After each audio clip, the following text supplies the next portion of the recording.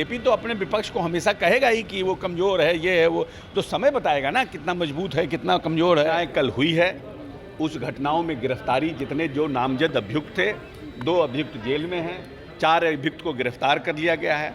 सरकार ये देखना चाहिए कि क्या सरकार वैसे अपराधियों को संरक्षण दे रही है। सर, आप न्यूज़ 4 नेशन देख रहे हैं, मैं हूं आपके साथ वंदना। हमारे साथ बात करने के लिए हैं भवन निर्माण मंत्री अशोक चौधरी। सर, इन दिनों बीजेपी का कहना है कि जिस तरह से इंडिया गठबंधन जो है वो सिर्फ एक नाम मात्र का रह गया है, उसमें कोई जान नहीं है। अच्छा, आप बीजेपी से क्या एक्सपेक्ट करती हैं कि बीजेपी बोलेगा कि नहीं बहुत समृद्ध और बहुत मजबूत गठबंधन बना है? बीजेपी से तो ऐसा एक्सपेक्ट करना आप ठीक बात भी नहीं है। बीजेपी तो अपने विपक्ष को हमेशा कहेगा ही कि वो कमज़ोर है, ये है वो, तो समय बताएगा ना कितना मजबूत है, कितना कमज़ोर है। ऐसा इसलिए क्योंकि इस बार जो नीतीश कुमार दिल्ली गए, पहले उन्होंने तो कुछ कहा नहीं, फिर बाद में कहा कि हम आँख चेकअप कराने के लिए आए थे। इसको लेकर के कई तरह की चर्चाएं हो रही है। क्या कि उनकी मुलाकात किसी नेताओं से नहीं हुई? नहीं, वो तो गए थे अपना, तो शाम में पहुंचे, दोपहर में पहुंचे, आके दूसरे दिन सुबह चले आए। तो उन्होंने तो बाकी उनके कार्यक्रम थे पहले से। मुंबई के बैठक को लेकर के क्या लग रहा है सर कि सभी एकजुट हो पाएंगे? नहीं, कहीं उसमें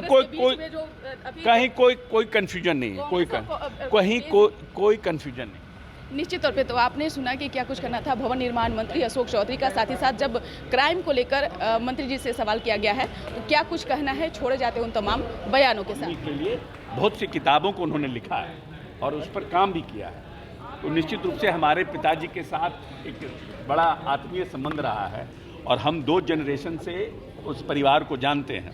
और मेरे पहले राजनीतिक जो मेरा कार्यक्रम हुआ था पटना में, उसको जगन्नाथ मिश्रा जी ने ही आके एड्रेस किया था, तो एक भावनात्मक लगाव भी था, इसीलिए हम आए। अब मनीष जी किसको लेकर के आए पॉलिटिकल पार्टी, उससे तो हमने अपनी बात, अपनी भावना को हमने व्यक्त किया और मैं उम्मीद करता हूं कि आने वाले समय में ये संस्था सभी राजनीतिक दलों को पॉलिसीज़ के लिए जोड़ने का काम करेगी। शिक्षा मंत्री आप भी थे, तो इसमें पिछले जिस तरह का शिक्षा विभाग और राजभवन आमने सामने के पाठक के आदेश को लेकर किस रूप में देखते हैं? देखिए, ऐसा है कि यूनिवर्सिटी एक ऑटोनमस बॉडी है, वो कहता है कि हम ऑटोनमस बॉडी हैं, लेकिन पूरी फंडिंग स्टेट गवर्नमेंट की रहती है। ऑटोनमस होने का मतलब है कि आपको हम 10 साल तक फंडिंग करेंगे, आप अपने कार्यकलाप से और खुद रेवेन्यू अर्निंग हो जाइएगा, जिससे कि आप अपने जो आपके अधीनस्थ जितने शिक्षक हैं, पढ़ाने वाले हैं, उनको आप दे पाइएगा। लेकिन जब हम फंडिंग करेंगे, जब स्टेट गवर्नमेंट फंडिंग करती है, तो स्टेट गवर्नमेंट भी, राज्य सरकार भी चाहती है कि यूनिवर्सिटी जो हमारे मापदंड है, सरकार का रूल एंड रेगुलेशन है, उसको फॉलो करे।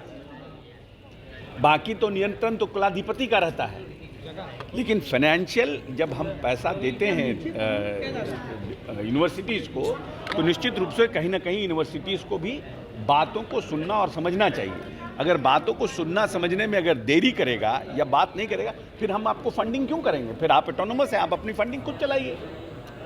भाई, आप हमसे फंडिंग लेते हैं तो आप हमारे शिक्षा डिपार्टमेंट और शिक्षा जो है वो राज्य सरकार का है, लेकिन कुलाधिपति उसमें होते हैं, तो कहीं ना कहीं हम समझते हैं शिक्षा विभाग सामंजस्य स्थापित करेगा। लोग का कहना ये है कि अपराध बढ़ रहा है। घटनाएं कल हुई है, उस घटनाओं में गिरफ्तारी जितने जो नामजद अभियुक्त थे, 2 अभियुक्त जेल में हैं, 4 अभियुक्त को गिरफ्तार कर लिया गया है।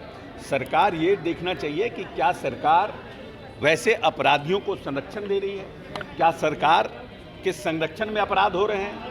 लेकिन घटनाएं हुई है, उन घटनाओं पर सरकार तुरंत कार्रवाई करती है। 8 घंटे के अंदर सरकार ने नामजद अभियुक्तों को गिरफ्तार किया है।